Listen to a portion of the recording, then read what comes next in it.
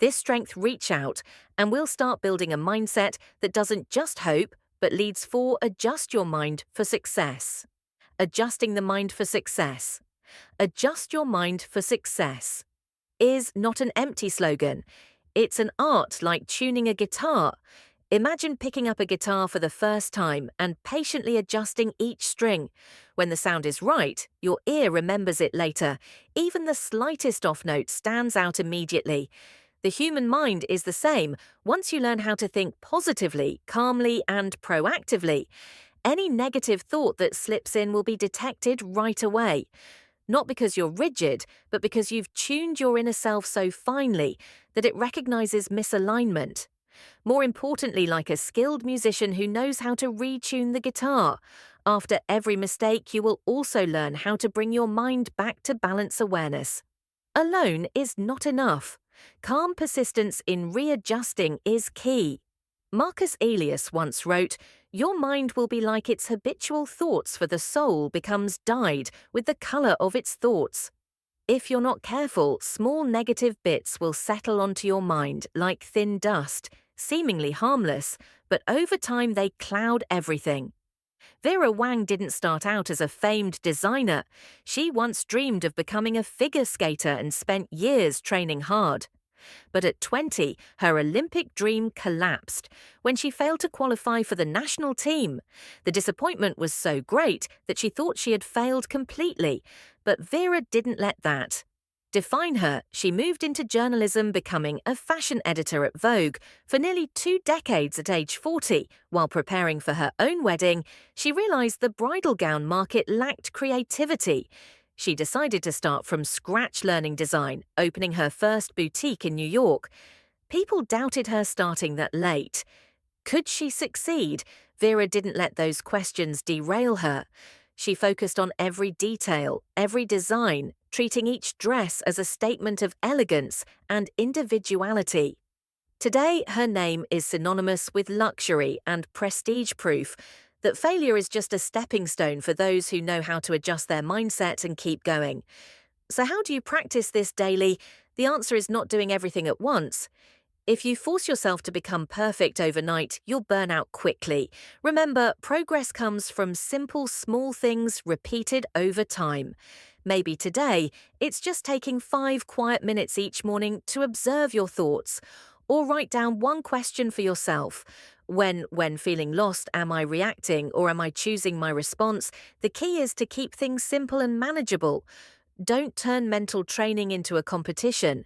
It's a journey, and this journey doesn't require you to run it, only needs you to walk step by step. Each right step will quietly but powerfully build your confidence.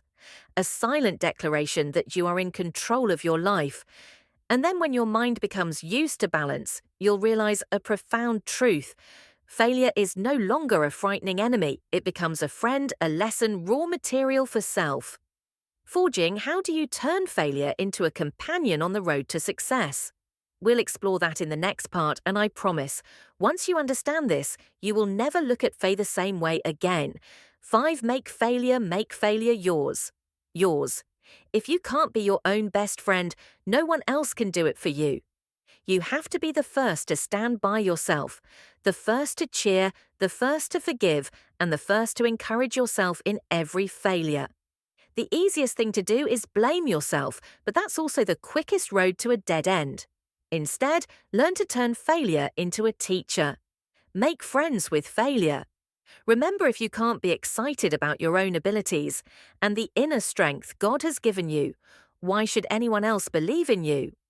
I once witnessed a small but unforgettable story. One Sunday morning, I went jogging in the park. There was a boy learning to roller skate with his father. He kept falling. His knees scraped his face red with embarrassment. Each time he fell, he looked at his father as if waiting for criticism. But the father simply smiled and said, "You know, God gave you legs to stand up, not to sit there in fear." The boy nodded quietly, kept skating and kept falling. But somehow, after many painful attempts and failures, he finally found his balance on those skates. That image stayed with me as a lesson in patience and self-forgiveness. Don't let your falls make you shrink back in fear. Treat failure like potholes on the road to success. Know where they are, recognize them, and steer around them. Every stumble is God testing your endurance, not to break you, but to show you that each time you lift your head after failing, you're stronger than before. Many people spend their whole lives being their harshest critic. They pick apart every small mistake, punish themselves, and slowly lose their joy in living. The world already has enough critics. You don't need to join them. Be your biggest supporter. Be gentle but firm with yourself. When you make mistakes, own them, then move on if you upset someone. Apologize sincerely if you mess up. Make it right through action, but don't let those things become shackles.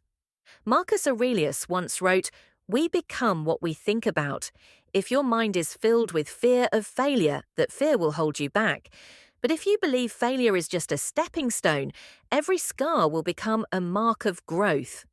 God didn't create perfect people, but He gave us the ability to learn and rise after every fall. Are you willing to give yourself the chance to fail and move forward?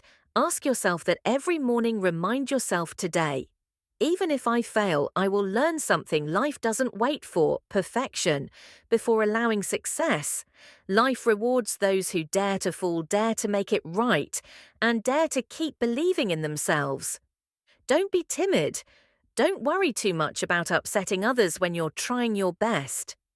The only ones you must not disappoint are yourself and God, who planted the seed of resilience in you. Your job is to nurture it, even in storms. 6. Start thinking like a winner. You can't control everything. That start thinking like a winner happens in life, but you have full control over how you respond. This is what separates winners from those who stay stuck in a cycle of failure. A winning mindset doesn't mean you never feel disappointed or ever fall. It means that when negative thoughts come, you know how to face them, manage them, and turn them into fuel to move forward. Everyone has moments of self-doubt. Even the greatest individuals have wrestled with insecurity. Look at the story of Michael Jordan, one of the greatest athletes in history. In high school, Jordan was cut from the basketball team. Imagine that moment, a teenager full of desire forced to face heavy failure. He could have accepted defeat, told himself he wasn't good enough, and given up, but he didn't. Jordan didn't let failure define him. He used that frustration and pain to sharpen himself. He woke up earlier, trained harder, and constantly improved his skills. The rest is history. This is the key lesson: you become what you think about most. If you keep telling yourself you're not good enough, you'll never go far. If you let difficulties drown you, you'll stay stuck. But if you see challenges as opportunities to grow, you'll realize that any obstacle can become a springboard to rise higher. Our brain tends to focus on the negative. That's a survival instinct. When faced with a tough situation, your natural reaction might be anxiety, doubt, or even the desire to quit. But you have a choice. You can let yourself drown in fear, or you can take control of your thoughts and direct them in the most beneficial way. Imagine standing in front of a major life challenge, maybe a career opportunity full of pressure, an important project, or a personal goal you've always wanted to achieve. Anxiety, worry, and fear will show up. That's normal. But what matters most is what happens next. Will you let those emotions hold you back, or will you use them as fuel to break through? Remember, a winning mindset is not blind optimism. It's deliberate practice to always find a way through adversity. It's persistence. Even when every part of you wants to quit, when you learn to control your thoughts, you stop being a victim of circumstance. You become the master of your fate. There will be days when you feel exhausted, discouraged, and disappointed, but that doesn't matter. What matters is not letting yourself get trapped in those emotions. Don't let them define you. Use them to push yourself forward. You have a choice: either live a life dominated by fear and procrastination, or challenge yourself. Step up and take control of the game. Don't let negative thoughts control you. Starting today, train your winning mindset. Think like a winner, act like a winner, and one day you'll become a true winner.